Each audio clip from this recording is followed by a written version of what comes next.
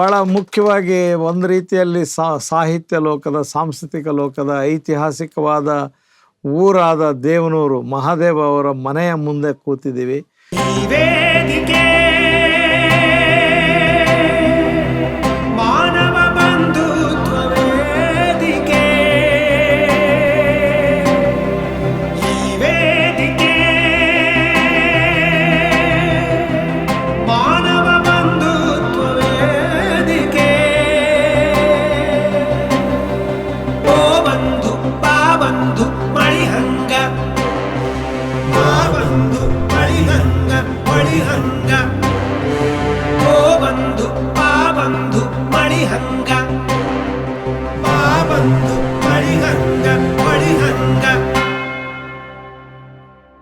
ಈ ಅಂಬೇಡ್ಕರ್ ಧ್ಯಾನಕ್ಕೂ ಮಹಾದೇವ ಅವರಿಗೂ, ಮಹಾದೇವ ಅವರ ಬರಹಕ್ಕೂ, ಕನ್ನಡ ಸಾಹಿತ್ಯದಲ್ಲಿ ಅದು ಉಂಟು ಮಾಡಿದಂತಹ ಹೊಸ ಸಂಚಲನಕ್ಕೂ ಅಪಾರವಾದಂತಹ ಒಂದು ಸಂಬಂಧ ಇದೆ.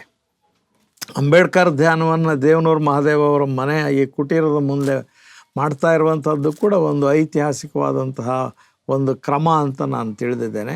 ಯಾಕೆ ಅಂದರೆ ಬಹಳ ದೊಡ್ಡ ಎಚ್ಚರವನ್ನು ಮೂಡಿಸಿದ ದೇವನೂರು ಮಹಾದೇವ ಅವರು ಕನ್ನಡ ನಾಡಿಗೆ ಮತ್ತು ಕನ್ನಡದ ಸಾಹಿತ್ಯಕ್ಕೆ ಒಂದು ಹೊಸ ಏನು ಜೀವರಕ್ತ ಅಥವಾ ಜೀವಶಕ್ತಿ ಅಂತ ಕರಿತೀವಿ, ಆ ರೀತಿಯಲ್ಲಿ ಹೊಸ್ತನವನ್ನು ತಂದುಕೊಟ್ಟಂಥವ್ರು. ಚಳುವಳಿ ಮತ್ತು ಸಾಹಿತ್ಯ ಎರಡಕ್ಕೂ ಎಂತಹ ಸಂಬಂಧ ಇರಬೇಕು ಅನ್ನೋದನ್ನು ತಮ್ಮ ಬದುಕಿನುದ್ದಕ್ಕೂ ತೋರಿರುವಂಥವ್ರು. ಕಾಲಕ್ಕೆ ಎದುರಾದಂತಹ ನಮ್ಮ ದುಸ್ಥಿತಿಗಳನ್ನು ಕುರಿತು ಬಹಳ ಸೂಕ್ಷ್ಮವಾಗಿ ವ್ಯಾಖ್ಯಾನ ಮಾಡಿದಂಥವ್ರು. ಅದು ಸಾಹಿತ್ಯ, ಸಂಸ್ಕೃತಿ, ಕಲೆ ಅಥವಾ ರಾಜಕಾರಣ ಇವೆಲ್ಲವುಗಳನ್ನು ಒಳಗೊಂಡ ಹಾಗೆ ಸಾಮಾಜಿಕ ಸಂರಚನೆಯನ್ನು ಕುರಿತು ತೀಕ್ಷ್ಣವಾಗಿ ಪ್ರತಿಕ್ರಿಯಿಸ್ತಾ ಬಂದವರು. ಅವರ ಮನೆಯ ಮುಂದೆ ಅಂಗಳದಲ್ಲಿ ಇಂತಹ ಕಾರ್ಯಕ್ರಮ ನಡೀತಾ ಇರೋದು ಬಹಳ ಮುಖ್ಯವಾದ್ದು. ನನ್ನ ಜೊತೆಯಲ್ಲಿ ಡಾಕ್ಟರ್ ಶಿವಸ್ವಾಮಿ ಅವರಿದ್ದಾರೆ, ಅನೇಕ ವಿದ್ಯಾರ್ಥಿಗಳಿದ್ದಾರೆ. ಈ ಒಂದು ಕಾರ್ಯಕ್ರಮ ಬಹಳ ಮಹತ್ವದ್ದು ಅಂತ ನಾನು ಭಾವಿಸಿದ್ದೇನೆ. ಅಂಬೇಡ್ಕರ್ ಧ್ಯಾನದ ಈ ಕಾರ್ಯಕ್ರಮಕ್ಕೆ ಎಲ್ಲರನ್ನೂ ನಾನು ಮತ್ತೊಮ್ಮೆ ಸ್ವಾಗತಿಸಲಿಕ್ಕೆ ಇಷ್ಟಪಡ್ತೀನಿ. ನಮಸ್ಕಾರ. ಮುಖ್ಯವಾಗಿ ದೇವನೂರು ಮಹಾದೇವ ವಿದ್ಯಾರ್ಥಿ ದೆಸೆಯಿಂದಲೇ ಅವರು ಸಮಾಜವಾದಿ ವಿಚಾರವಾದಕ್ಕೆ ಒಳಗಾದಂಥವರು. ರಾಮ್ ಮನೋಹರ್ ಲೋಹಿಯಾ ಅವರ ವಿಚಾರದ ಮುಖೇನ ತಮ್ಮ ಆಲೋಚನೆಯನ್ನು, ಸಮಾಜವನ್ನು ನೋಡುವ ದೃಷ್ಟಿಕೋನ ಬಂದರೂ ಕೂಡ ಅವರು ಮೊದಲಿಗೆ ನರಬಂಡಾಯ ಅನ್ನುವಂಥ ಒಂದು ಪತ್ರಿಕೆಯನ್ನು ನಡೆಸ್ತಾ ಇದ್ದರು ಅಶೋಕ್ಪುರಂನಲ್ಲಿ ಇದ್ದ ಕಾಲಕ್ಕೆ. ಆಮೇಲೆ ಅವರು ಭಾಳ ಮುಖ್ಯವಾಗಿ ಮಹಾರಾಜ ಕಾಲೇಜಿನ ವಾತಾವರಣ, ಅಲ್ಲಿಯ ಒಂದು ಸಮಾಜವಾದಿ ನಿಲುವು, ಮೈಸೂರಿನ ಸಮಾಜವಾದಿ ನಿಲುವು, ಮುಖ್ಯವಾಗಿ ನಂಜುಂಡಸ್ವಾಮಿ ಮುಂತಾದವರು, MD ನಂಜುಂಡಸ್ವಾಮಿ ಅವರು ಮುಂತಾದವರು, ಲೋಹಿಯಾ ಬಂದಾಗ ಇವರ ಅಧ್ಯಕ್ಷತೆಯಲ್ಲೇ ಟೌನ್ ಹಾಲ್ನಲ್ಲಿ ನಡೆಯುವಂತಹ ಒಂದು ಸಭೆ ಆಗಲಿ, ಜೆ ಪಿ ಚಳುವಳಿಯ ಹಿನ್ನೆಲೆಯಲ್ಲಿ ಜಯಪ್ರಕಾಶ್ ನಾರಾಯಣ ಅವರು ಬಂದಾಗ ದೇವನೂರು ಮಹಾದೇವ ಅವರ ಅಧ್ಯಕ್ಷತೆಯಲ್ಲೇ ಟೌನ್ ಹಾಲ್ನಲ್ಲಿ ಒಂದು ನಡೆಯುವ ಸಭೆ ಇದೆಯಲ್ಲ, ಅದು ಭಾಳ ದೊಡ್ಡ ಇದು ಸಮಾಜವಾದಿ ವಿದ್ಯಾರ್ಥಿಗಳ ಸಭಾ ಆಗಲಿ ಅಥವಾ ರೈತ ಸಭಾ ಆಗಲಿ, ಇವುಗಳ ಜೊತೆಯಲ್ಲೇ ದಲಿತ ಸಂಘರ್ಷ ಸಮಿತಿ ಕೂಡ ಆರಂಭ ಆಯಿತು. ನಾಡಿನ ದಲಿತರ ಬದುಕು ಹೇಗಿತ್ತು ಅಂದರೆ ಒಂದು ಕಾಲಕ್ಕೆ ಅದು ಜೀತದ ಮೂಲಕ ಇತ್ತು. ಆಮೇಲೆ ಮೇಲ್ಜಾತಿಯವರ ಶೋಷಣೆಯ ಒಂದು ಮುಖವಾಗಿತ್ತು. ಅಂತಹ ಅನೇಕ 70ರ ದಶಕ ಒಂದು ಎಚ್ಚರದ ದಶಕ. ಆ ಎಚ್ಚರದ ದಶಕದಲ್ಲಿ ದೇವನೂರು ಮಹಾದೇವ ಅವರು ಅಂಬೇಡ್ಕರ್ ಅವರನ್ನು ಸಹಜವಾಗಿಯೇ ಓದ್ಕೊಂಡಿದ್ರು. ಆ ಮೊದಲಿಗೆ ಅದು ಇಂಗ್ಲೀಷ್ನಲ್ಲಿತ್ತು, ಕನ್ನಡಕ್ಕೆ ಬರೋದಕ್ಕಿಂತ ಮುಂಚೆ. ಕನ್ನಡಕ್ಕೆ ಅನುವಾದ ಬರುವಾಗ ಇವರೇ ಅದರ ಸಮಿತಿಯ ಸದಸ್ಯರಾಗಿದ್ದರು.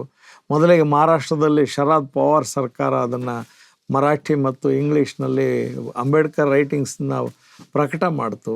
ಅದು ನಿಜವಾಗೂ ಭಾರತಕ್ಕೆ ಹೊಸ ಬೆಳಕನ್ನು ತಂದಂತಹ ಸಾಹಿತ್ಯ ಅಂತ ನನ್ನ ಗ್ರಹಿಕೆ.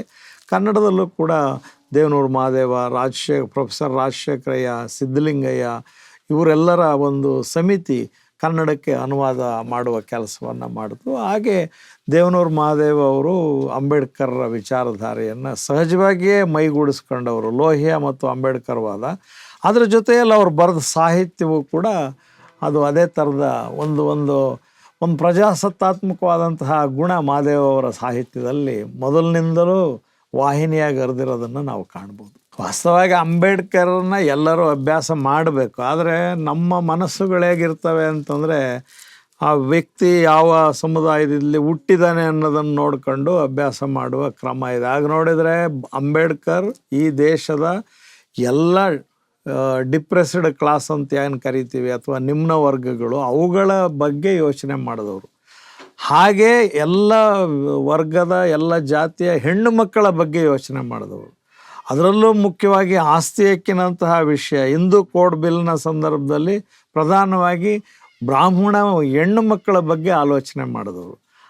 ಎಲ್ಲರೂ ಓದಬೇಕಾಗಿರೋದು, ಆದರೆ ನಾವು ಯಾರು ಅಗತ್ಯ ಇದೆ ನಾವು ಮೊದಲು ಓದಬೇಕು, ಆಮೇಲೆ ಅವ್ರಿಗೆ ಅಗತ್ಯ ಇದ್ದಾಗ ಅವರು ಓದಬೇಕಾದ ಕಾಲ ಬರುತ್ತೆ.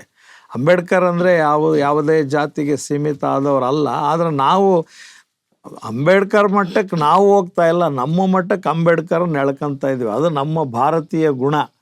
ಅದರಿಂದ ಅಂಬೇಡ್ಕರ್ ಜಾಗತಿಕವಾದ ಒಂದು ಪರ್ಸನಾಲಿಟಿ, ಅವರು ಒಂದು ಜಾಗತಿಕವಾದ ಒಂದು ವ್ಯಕ್ತಿತ್ವ. ಅವರು ಕಲ್ತಿರುವ, ಅವರು ಓದಿರುವ, ಅವರು ಕೋರ್ಸ್ ವರ್ಕ್ಗಳನ್ನು ಮಾಡಿರುವ ಸುಮಾರು 40ಕ್ಕೂ ಹೆಚ್ಚು ಜ್ಞಾನ ಶಾಖೆಗಳಲ್ಲಿ ಅವ್ರಿಗೆ ಪ್ರವೇಶ ಇತ್ತು. ಅದು ಆರ್ಥಿಕ ಸ್ಥಿತಿ ಇರ್ಬೋದು, ರಾಜಕೀಯ ಇರ್ಬೋದು, ಅಥವಾ ಆಡಳಿತ ಇರ್ಬೋದು, ಮಿಲಿಟ್ರಿ ಇರ್ಬೋದು, ಅಥವಾ ಗಣಿ ಇರ್ಬೋದು, ಕಾರ್ಮಿಕ ಇರ್ಬೋದು, ವೇಜು. ಅವ್ರಿಗೆ ಇಂಥ ವಿಷಯದಲ್ಲಿ ಪರಿಣಿತಿ ಇಲ್ಲ ಅಂತ ಹೇಳಂಗಿಲ್ಲ. ಅವ್ರು ಓದಿದ್ದು ನೀವು ಸುಮ್ಮನೆ ನೋಡಿ, ಕೊಲಂಬಿಯಾ ವಿಶ್ವವಿದ್ಯಾಲಯ ಅಥವಾ ಬಾನ್ ವಿಶ್ವವಿದ್ಯಾಲಯ ಅಥವಾ ಲಂಡನ್ ಸ್ಕೂಲ್ ಆಫ್ ಎಕನಾಮಿಕ್ಸು, ಹೀಗೆ ಜಾಗತಿಕವಾಗಿ ಕಲಿತಂತಹ ಒಬ್ಬ ವ್ಯಕ್ತಿಯನ್ನು ನಾವು ನೋಡಬೇಕಾಗಿರುವ ರೀತಿಯೇ ಭಾಳ ದೊಡ್ಡದಾಗಿರಬೇಕು. ಸೊ ನಾವು ಬೆಳೀತಾ ಹಾಗೆ ನೋಡ್ಲಿಕ್ಕೆ ಸಾಧ್ಯ ಆಗುತ್ತೆ. ಈ ಹಂತದಲ್ಲಿ ಆಗ್ತಾ ಇದೆ. ಈಗ ಅಂಬೇಡ್ಕರ್ನ ಎಲ್ಲರೂ ಓದ್ತಾ ಇರುವ ಒಂದು ಕ್ರಮವನ್ನು ನಾವು ಗಮನಿಸ್ಬೋದಾಗಿದೆ. ಅತಿ ಹೆಚ್ಚು ಮುದ್ರಣವನ್ನು ಕಾಣ್ತಾ ಇರುವ ಪುಸ್ತಕಗಳು ಕನ್ನಡದಲ್ಲಿ ಅಂಬೇಡ್ಕರನ್ನು ಕುರಿತದ್ದು. ಅಂಬೇಡ್ಕರ್ ಏನು ಯೋಚನೆ ಮಾಡ್ತಾರೆ ಅನ್ನೋದನ್ನು ಈಗ ಎಲ್ಲರೂ ಮತ್ತೆ ಕನ್ನಡ ಸಂಸ್ಕೃತಿ ಇಲಾಖೆಯಿಂದ ಅಂಬೇಡ್ಕರ್ ಅವರ ಭಾಷಣಗಳು ಮತ್ತು ಬರಹಗಳು ಮುದ್ರಣ ಕಾಣ್ತಾ ಇರುವ 22 ವಿವಿಧ ಸಂಪುಟಗಳು ಪ್ರಕಟ ಆಗ್ತಾ ಇರುವ ರೀತಿಯೇ ಗೊತ್ತಾಗುತ್ತೆ. ಅಂಬೇಡ್ಕರ್ನ ಓದು ವಿಸ್ತಾರ ಆಗಿದೆ. ನಾವು ನಿರಾಶರಾಗಬೇಕಾದ ಅಗತ್ಯ ಇಲ್ಲ. ಬೇರೆಯವರು ಓದುವ ಕ್ರಮ ಒಂದು ವಿಸ್ತಾರ ಆಗ್ತಾ ಇದೆ ಅಂತ ನನಗೆ ಅನಿಸುತ್ತೆ. ಎಲ್ಲರಿಗೂ ನಮಸ್ಕಾರ. ಇವತ್ತೊಂದು ಅಪರೂಪದ ಸಂದರ್ಭದಲ್ಲಿ ಒಂದು ವಿಶಿಷ್ಟ ಸಾಂಸ್ಕೃತಿಕ ನೆಲದಲ್ಲಿ ನಾವಿದ್ದೇವೆ. ಡಾಕ್ಟರ್ BR ಅಂಬೇಡ್ಕರ್ ಅವರ ಹೆಸರಿನ ಅಂಬೇಡ್ಕರ್ ಧ್ಯಾನ ಚಾನಲ್ನ ಭಾಗವಾಗಿ ಇವತ್ತು ನಾವು ಕನ್ನಡದ ಅಪರೂಪದ ಸಾಹಿತಿ, ಮಹಾನ್ ಸಾಂಸ್ಕೃತಿಕ ವ್ಯಕ್ತಿತ್ವದ ವಿಶಿಷ್ಟ ಚೇತನ, ಅನನ್ಯವಾದ ಅಂತಃಕರಣದ ಮನುಷ್ಯ ದೇವನೂರು ಮಹಾದೇವ್.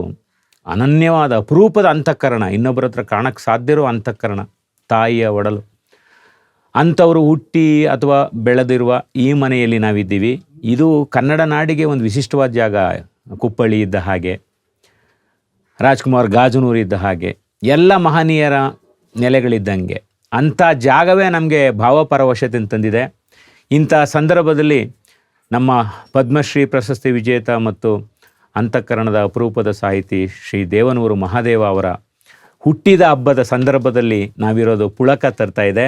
ಆ ಮಹಾಚೇತನಕ್ಕೆ ನಿಮ್ಮೆಲ್ಲರ ಪರವಾಗಿ ಅವರಿಗೆ ಹುಟ್ಟುಹಬ್ಬದ ಶುಭಾಶಯಗಳನ್ನು ನಾನು ಹೃತ್ಪೂರ್ವಕವಾಗಿ ಅವರಿಗೆ ಕೋರ್ತಾ ಇದ್ದೇನೆ.